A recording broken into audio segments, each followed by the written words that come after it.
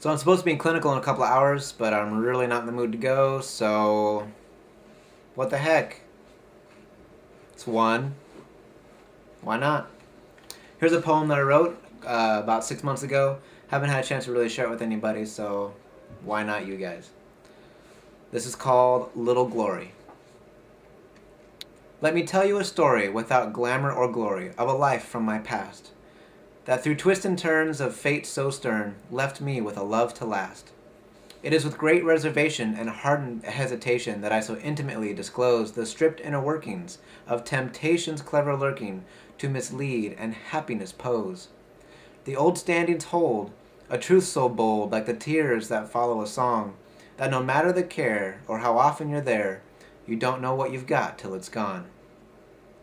It was late one night, and I was hoping that I might be lucky to find a mate whose company would bestow me the strength to throw this arduous, melancholy weight. Then came the recession of my persistent depression, as that once pinned me to the ground, when I laid my eyes on this glorious prize, not stolen or won, but found. Her name was Tara, and no lady fairer had I spent a moment in conversation before. Yet tonight we expounded on topics compounded with faith and politics and movies and more.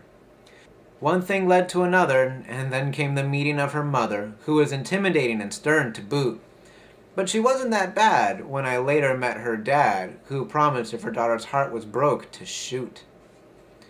But we all got along, and now we all belong to the same family by birth and name. For I decided then that until our stories end, our lives and our journeys would be the same. Then soon she was with child, which of course set me wild with excitement and love and glee, that any time now, with hands folded and head bowed, she would bring into the world a little me. We did all we could to stay healthy by our baby. Never taking any chances, unless you count happenstances, predicted only by if and maybe.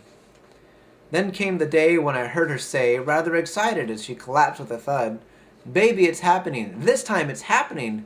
But should there be that much blood?"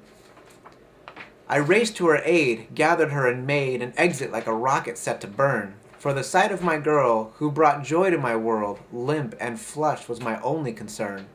I turned left, then right, then left again, now straight, and I hit the gas. She doesn't look good, and by her moans understood the urgency of what was to pass. At the hospital they take and of her situation make what looks like a circus or a feeding, as dozens of people with skills unequaled try their best to stop the bleeding. The screams and beeps like insects creep into my mind to tell the story of how my wife that night gave her life to leave behind this little glory. Now I hold in my hand as others around me stand to support with chair and glove, as I come to realize that this is my prize, the one who killed my love. I hold in my arms, in this maze of alarms, a piece of the heaven I used to know, when things made sense. Now that's past tense, as into the future I go. My greatest love gave me my greatest joy, and in doing so lost her way. As she brought to this world a beautiful little girl, she went with God, as they say. Now here juxtaposed in this baby composed, a conflict in me starts to swell, for in her delivery I lost half my story. Her birth was a murder as well.